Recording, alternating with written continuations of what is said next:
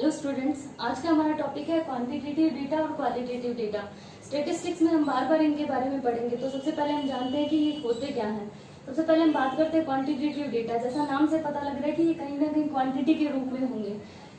ये काउंटिंग का और मेजरिंग का रिजल्ट होंगे। जो भी पॉपुलेशन हमने लिया है स्टडी के लिए, उसके जो एट्रीब्यूट्स होंगे उनको या तो काउंट करेंगे या मेजर करेंगे। ये हमेशा नंबर्स के रूप में होंगे। जैसे मान लीजिए मैं कहूँ कि आपके पास कितना पैसा है, हाइट क्या है, वेट क्या है, हमारे शहर में रहने वाले लोगों की संख्या कितनी है, साइकोलॉजी लेने वाले स्टूडेंट्स की संख्या कितनी है, पॉलिटिकल साइंस लेने वाले स्टूडेंट्स की संख्या कितनी है, आपके घर में रहने वाले परिवार की सदस्यों की संख्या कितनी है। तो जिनको हम काउंट कर सकते हैं या मेजर कर सकते हैं वो क्या होंगे, क्वांटिटेटिव डेटा होंगे। ये हमेशा नंबर्स में होंगे। इनकी पहचान ये होगी कि ये हमेशा नंबर्स में होंगे। तो जिनको हम गिन कर बता सकते हैं, जिनको हम माप कर बता सकते हैं, वो हमेशा क्वांटिटेटिव डेटा होंगे। अब ये जो क्वांटिटेटिव डेटा है, इनके भी आगे दो पार्ट्स हैं, डिस्क्रीट डेटा और कंटिन्यूअस डेटा। इनको समझना जरूरी है। डिस्क्रीट डेटा का मतलब जो हम काउंट कर सकते हैं वो डिस्क्रीट होंगे, जिनके नंबर एक यूनिट और दूसरी यूनिट के बीच में कुछ नहीं होगा। जैसे मान लीजिए एक चीज है या दो है, एक से दो के बीच में कुछ नहीं होगा। जैसे मान लीजिए मैं कहूँ परिवार में सदस्यों की संख्या, तो या तो 4 है या 5 है, 4.5 या 4.5 या 4.6, ऐसा कुछ भी नहीं है। तो जिनको हम काउंट कर सकते हैं, नंबर ऑफ आइटम्स, आपके पास बुक्स कितनी है, आपके पास पेन कितने हैं, आपके पास पेंसिल कितनी है, आपके पास ड्रेस कितनी है, आपके पास किताबें कितनी है, आपके पास कार कितनी है। तो ये सारे जितने भी हम आइटम्स हैं जिनको हम काउंट कर सकते हैं वो सारे डिस्क्रीट डेटा होंगे। या नंबर ऑफ पेजेस, मैं कहूँ कि एक किताब में कितने, मेरी एक बुक है जिसमें 100 पेज है, 50 पेज है, तो ये जो होंगे ये डिस्क्रीट डेटा होते हैं, जिसमें ये नहीं होता कि 50.50 पेज है। तो ऐसे डेटा जो फ्रैक्शंस में या डेसिमल्स में नहीं होते हैं वो डिस्क्रीट डेटा कहलाते हैं, जिनको काउंट किया जा सकता है। एक या दो यूनिट के बीच में कुछ नहीं होगा। जैसे मैं कहूँ कि या तो मेरे पास 5 चीजें या 6 चीजें, इनके बीच में कुछ नहीं होगा, वो होंगे डिस्क्रीट डेटा।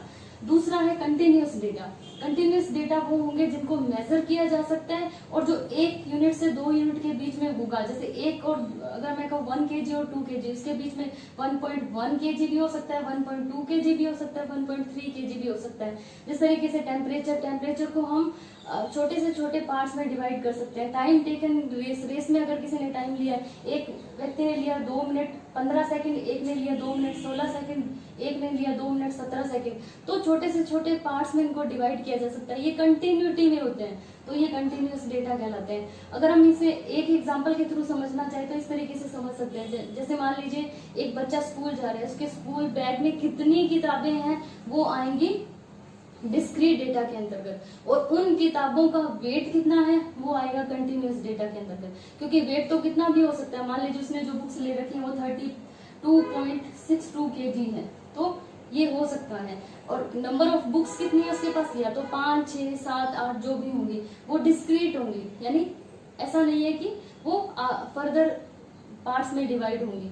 तो हम इन दोनों को एक एग्जांपल से समझ सकते हैं। जैसे स्पीड है, टेम्परेचर है, टाइम को हम छोटे से छोटे पार्ट्स में डिवाइड कर सकते हैं। 4 घंटे, 30 मिनट, 15 सेकंड, मिली सेकंड, माइक्रो सेकंड, तो इस छोटे से छोटे पार्ट्स में डिवाइड किया जा सकता है।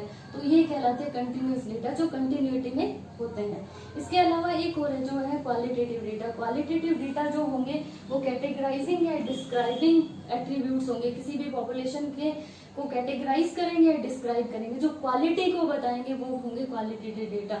ये हमेशा वर्ड्स में होंगे या लेटर्स में होंगे। अब इन दोनों में हम आराम से पहचान कर सकते हैं। जो नंबर्स में होंगे वो क्वांटिटेटिव डेटा है, और जो वर्ड्स और लेटर्स में होंगे वो क्वालिटेटिव डेटा है। जो कैटेगराइज करेंगे या डिस्क्राइब करेंगे या किसी के गुणों के बारे में बताएंगे, किसी की क्वालिटी को बताएंगे, वो होंगे क्वालिटेटिव डेटा। जैसे हम किसी के हेयर कलर की बात करें, ब्लड टाइप की बात करें, तो ये सारे क्वालिटेटिव डेटा है। या इसे ऐसे भी समझा जा सकता है, जो हमारे 5